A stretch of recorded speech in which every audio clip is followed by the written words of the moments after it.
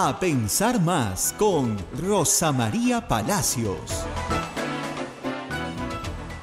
En nuestro sistema jurídico y en cualquier sistema jurídico del mundo, las normas tienen una jerarquía. Había un señor, un austriaco, en el siglo XX, que se llamaba Kelsen. Muy bien. Kelsen identificó una pirámide en las normas. Es decir, en la punta arriba está la Constitución. En una segunda categoría vienen las leyes. Y en una tercera categoría vienen los reglamentos. Por lo tanto, un reglamento, ¿no es cierto?, no puede cambiar la Constitución. Una ley no puede cambiar la Constitución. Pero la Constitución sí puede cambiar una ley y puede cambiar un reglamento. Un reglamento no puede cambiar tampoco la ley.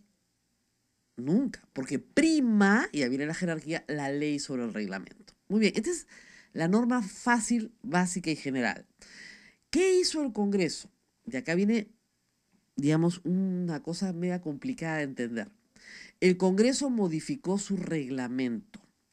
Pero ese reglamento del Congreso en realidad se llama reglamento, pero no es un reglamento, es una ley.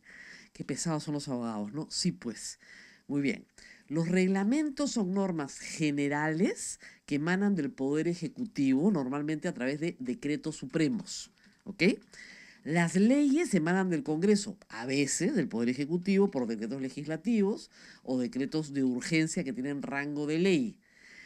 En el Congreso hay ley orgánica, ley, reglamento del Congreso, ley de presupuesto. Todas tienen tramitaciones diferentes, pero todas tienen un rango de ley. Y los tratados también tienen rango de ley. Muy bien, las que tienen rango de ley no pueden desnaturalizar la Constitución. ¿Ok? Y a su vez, los reglamentos no pueden desnaturalizar la ley. La ley emana del Congreso y la reglamenta el Ejecutivo sin transgredir ni desnaturalizar la ley. Esas son las normas del juego. Muy bien.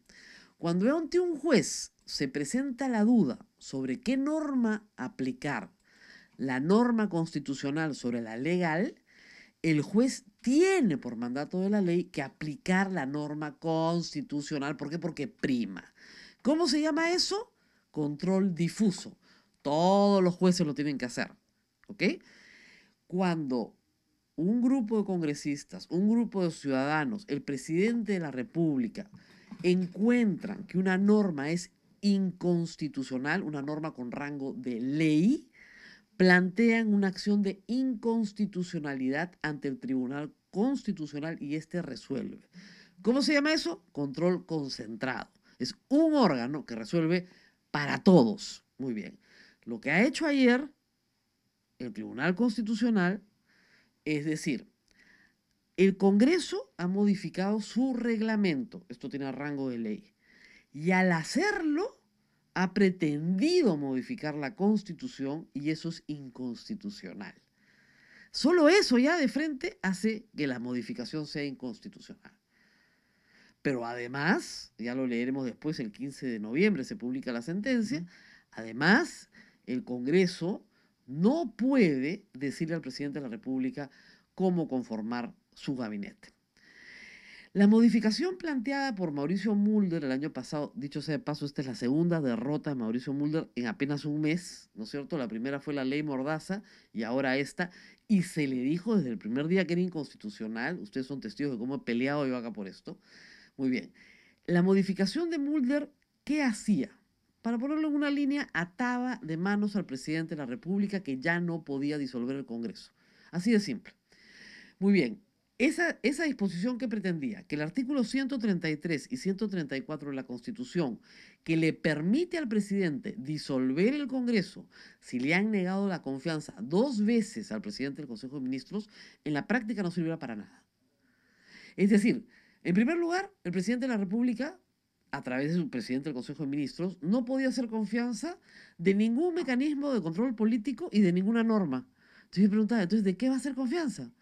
Si no puede ir con un proyecto a pelearlo, si no puede decir, por favor, si van a censurar a mi ministro, me censuran a todo mi gabinete.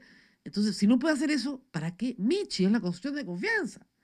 Lo segundo, si se censuraba su gabinete, tenían que irse todos porque si no se iban todos, entonces no había habido crisis total del gabinete. ¿Por qué tanta preocupación de que se vayan todos? Porque en el caso del gabinete Zavala no se habían ido todos. Entonces, Mauricio Mulder, así en esa mente brillante constitucional, decía, bueno, entonces no ha habido censura del gabinete. Por lo tanto, vamos en cero, no en uno. A eso se dedican, pues. ¿Ah? Entonces, evidentemente, claro que hubo censura en el gabinete Zavala, por supuesto que hubo censura, pero modifican el reglamento del Congreso para asegurar su sobrevivencia. Esa es la verdad. Y el Tribunal Constitucional dice, no, señor. Hasta aquí simplemente estaría la información dada, pero tenemos un proceso de referéndum. Y eso es lo que ha causado gran confusión. Miren, en este proceso de referéndum, la cuarta pregunta es la de la bicameralidad. El presidente de la República mandó un proyecto al Congreso para tener dos cámaras, ¿ok? El Congreso modificó ese proyecto en muchos aspectos, pero en algunos que son muy graves, y metió en el proyecto de reforma constitucional lo mismo que había metido, y peor todavía, lo mismo que había metido en el reglamento del Congreso. Porque claro, si se le caía el reglamento del Congreso, ya lo metía de frente en la Constitución. Y lo aprobaron. ¿Cuándo? El 4 de octubre. ¿Sobre qué vamos a votar el 9 de diciembre? Sobre el texto aprobado el 4 de octubre. No hay ninguna modificación. No se puede modificar porque el referéndum se convoca con 60 días de anticipación. El plazo ya está corriendo. Se convoca sobre un texto y una pregunta. La pregunta y el texto ya fueron aprobados. El Congreso no puede decir hoy día, voy a modificar el texto. ¿Por qué? Porque tendríamos que esperar 60 días. Ya no podrían ser las elecciones el 9 de diciembre. Tendrían que ser nuevamente aprobado con 66 votos y esperar 60 días para poderlo votar. La verdad, francamente, que no creo que eso suceda. Estamos ya hoy día 7, ¿no es cierto?, de noviembre. Estamos a un mes de votar el referéndum. No puedes cambiar el texto que ya aprobaste. No puedes. Lo que vamos a, si usted vota sí a la bicameralidad el día del referéndum, está usted votando la modificación hecha a la cuestión de confianza, que es inconstitucional. Y ya se convertiría En constitución. en constitución. ¿Por qué? Reitero, porque esta norma que votaríamos en diciembre no es una norma con rango de ley. ¿Se dan cuenta? Es la misma Constitución. ¿Cómo hacemos para una acción de inconstitucionalidad de la Constitución? Es teóricamente posible, ¿ah? O sea, pueden haber normas en la Constitución que son inconstitucionales. Suena, ya los perdí a la mitad, ¿ya? Pero es técnicamente posible cuando tú haces una reforma de la Constitución y afectas derechos fundamentales, lo que se llama el núcleo duro de la Constitución. El Perú es una república, por ejemplo.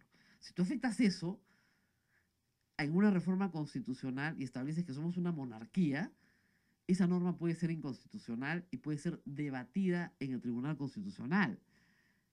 Pero estamos hablando de una situación que no es igual.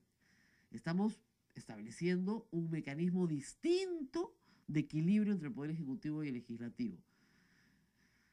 Y eso no se revierte con tanta facilidad en el Tribunal Constitucional. Entonces, ¿por qué vamos a aprobar, ¿no es cierto?, algo que es peligrosísimo para la democracia, como lo hemos percibido en estos últimos años, cuando el presidente se queda sin instrumentos para enfrentar un poder total del Congreso, aplastante y total? El Ejecutivo tiene que tener una válvula de escape. La cuestión de confianza era la válvula de escape para poder disolver el Congreso.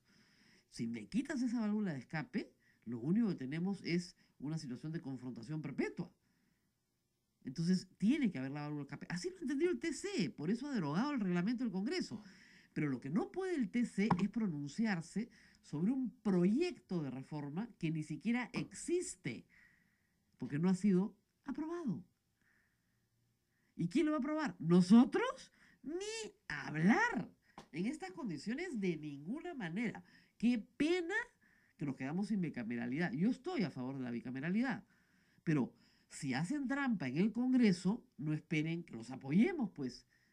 Ahora, ustedes preguntarán, ¿y qué tanta desesperación de peruanos por el cambio de confundir a la gente? Ayer, pues, ha sido Así es, impactante. porque eso. quieren reelegirse como senadores. Ese es todo el problema. Porque si se aprueba la bicameralidad, la norma que vamos a votar para la no reelección de congresistas no se aplica a aquellos que postulen al Senado. Entonces están convencidos que se van a reelegir todos como senadores. Yo lo dudo, pero quieren esa puerta de escape. Y por eso están promoviendo una cosa, discúlpenme, que es un absurdo jurídico. El Ejecutivo está buscando soluciones. ¿Qué solución va a buscar? Si el plazo ya está corriendo. Se convoca con 60 días de anticipación con un texto y una pregunta. Ahí está el texto y ahí está la pregunta. Y no se puede modificar No se puede nada de eso. modificar. Por eso era el apuro, ¿se acuerdan? De Así sacar es. todo el 4 de octubre o el 7 de octubre a más tardar. Y era toda la pelea por sacar esto. No se puede modificar. Ya está la pregunta, ya está el texto. ¿Qué puede hacer el legislativo? No ir a referéndum. En la próxima legislatura presenta su proyecto de bicameralidad, 87 votos, y en la siguiente legislatura 87 votos de nuevo, y para el 2021 tiene su bicameralidad. Pero la aprobarán en el 2019, ya no con voto popular. Y ya sin este articulete, ¿no es cierto?, que nos estaban reventando el 133 y el 134. Pero ese contrabando colocado por el Fujimorismo y el APRA, ¿no es cierto?, que puso contra la pared al Congreso, porque o era la sopa de Herodes. O sea, o lo aprobabas o lo aprobabas. Entonces, ahora el pueblo le dice no. Y me ha dado mucha pena el grado de confusión generado en mucha de la gente que nos sigue, porque no entendían nada ayer. ¿Por qué el gobierno nos está diciendo que ahora sí podemos votar por la bicameralidad cuando el gobierno, Martín Vizcarra, nos ha hecho que no votemos por esa norma tramposa? Además, dicho sea de paso, la paridad no se ha recuperado tampoco, ¿eh?, que era parte de la propuesta de Vizcarra. Entonces, la cuestión de confianza en buena hora se ha restituido a lo establecido estrictamente en el artículo 133 y 134 de la Constitución vigente. Gracias a Dios. La escaramuza con Mulder terminó. El presidente de la República puede hacer cuestión de confianza de normas y de procedimientos de control político. Gracias a Dios. Regresamos a la normalidad. De marzo del año pasado a la fecha, la hemos pasado en realidad de marzo de este año en realidad, a la fecha la hemos pasado en esta situación confusa. Muy bien, pero ahora eso no significa que podamos aprobar la bicameralidad. Lo siento. No es que después la vamos a cambiar. La aprobamos así y como es inconstitucional, ¿con qué votos?